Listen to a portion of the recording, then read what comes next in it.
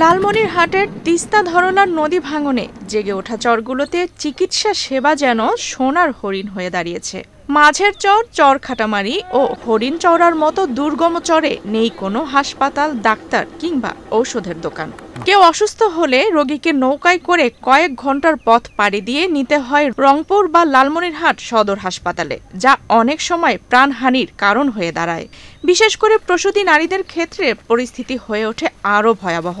এসব চরবাসী প্রতিদিনই প্রকৃতির সঙ্গে যুদ্ধ করে বাঁচে, কিন্তু সবচেয়ে কঠিন লড়াইটা করতে হয় চিকিৎসার জন্য। মা বোনেরা আছে এখানে, মা বোনেরা যে প্রেগনেন্ট হয়, তা মনে করো যে ওয়ার্ডে ওয়ার্ডে মহিলা দেওয়া আছে, এখানে আসে না। এখানে পরামর্শ দেওয়ার মতো কেউ নাই। এমনও মেডিকেল যাবার ধরিয়া আধা খাটাত বাচ্চা আছে, তা মা মারা যায়, মারা যেতে বাচ্চা মারা যায়, হয়তো রুগীরে শুদ্ধে মারা যায়, আধা খাটাতে মারা যায়। কোনো ব্যান্ড ব্যবস্থা নাই, রাস্তাঘাটের ব্যবস্থা নাই, ওহলের মহিলা দেওয়া আছে। সরকারের এখানে দায়িত্ব নাই। এখানে কেউ যেখানে হাজার হাজার লোক বসবাস করে, এখানে কি কেউ দেখার মতো কেউ নাই?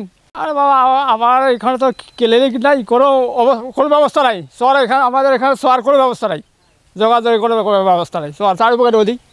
একটা মহিলা বলে বাচ্চা হবে, কোনো ডেলিভারি হবে, কোনো বুদ্ধি নাই। এখানে যোগাযোগ নাই। এখানে কোনো হসপিটাল নাই, ক্লিনিক নাই এবং ডাক্তারের দোকান যে তাও নেই। আবার খরার সময়ও ডাক্তারকে যদি ফোন করা হয় রাস্তাঘাটের কারণে আসতে পারে না। আবার যদি বন্যা হয়, বন্যার সময় যদি ডাক্তারকে মোবাইল করা হয় তো বন্যার সময় আসতে পারে না। আমরা চাই যে এইখানে সরকারিভাবে একটা ক্লিনিক অথবা যে কোনো ব্যবস্থা হোক।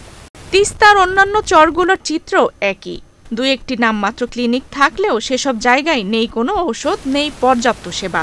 বর্ষায় যখন নদী ফুলে ওঠে তখন চরের সঙ্গে বিচ্ছিন্ন হয়ে পড়ে যোগাযোগ। প্রতিবার নির্বাচনের সময় প্রতিশ্রুতি আসে, চরে হাসপাতাল হবে, থাকবে পর্যাপ্ত ডাক্তারও। কিন্তু নির্বাচন শেষে প্রতিশ্রুতিও যেন ডুবে যায় এই নদীর জলে। এমন একটা ঔষধের দোকানও নাই এখানে। যদি কোনো ডাক্তারের ওখানে যান, গেতে গেলে মনে করেন লোক মারা যায়। হ্যাঁ, এমন বিপদে আসি, মাইসের জমি মনে করেন আসি। যখন ইউনিয়ন পরিষদ কি সংসদ গঠনের আইসে, ইলেকশন আইসে, নেতারা যখন চাপে এলাকায় তখন বহু প্রলোভন দেয়, বহু প্রতিশ্রুতি দেয়, তা কাজ করে না। ক্লিনিক দেবে, স্বাস্থ্যসেবা দেবে, ছাত্রের ঘরে সাওয়াদের ঘরে ক্লিনিক সেবা দেবে, এই ধরনের প্রলোভন বহু দিবে না, কিন্তু কাজ করে না।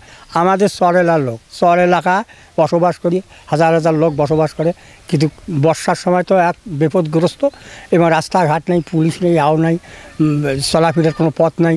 বাচ্চা যদি মেয়ে একটা প্রসব হয়, যাওয়ার কোনো বিপদ অবস্থা হয় বাচ্চায় মারা যায়, নাই পোয়াতি মারা যায়, ডাক্তারের গেতে গেলে বিরাট সমস্যায় পড়ে যায়।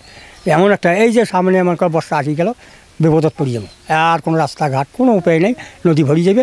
একেবারে বন্যাতে একটা এলাকা কবার পানি টানি একেবারে বোঝাই। এমন উপায় কি? কোনো উপায় আছে আমার? সরকারও দেখে না, মেম্বার চেয়ারম্যান দেখে না, ওরা তো কথা দেয়, পালায়, কথা দেয়, যেখানে মেম্বার চেয়ারম্যান গঠিত হয় আর দেখা দেয়।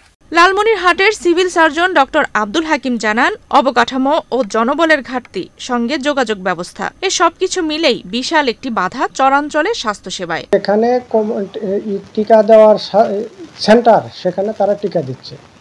এখন যদি ওইখান থেকে একটু দূরে একটা দুর্গম হয়, ওখানে তো যদি সময় কুলাতে পারবে না, তো সে সময় যদি হয়, অ্যাভেলেবল যদি স্বাস্থ্যকর্মী হয়, তাহলে তারা যেতে পারবে। চিকিৎসা যখন অধিকার, তখন তার জন্য এমন লড়াই অযৌক্তিক। চরের এসব এলাকায় রোগ বালাই মানেই আতঙ্ক। এই আতঙ্ক কাটবে কবে, আদৌ কাটবে কিনা তা জানে না চরাঞ্চলের কেউ। আফসানা রিপা, বাংলাদেশ প্রতিদিন।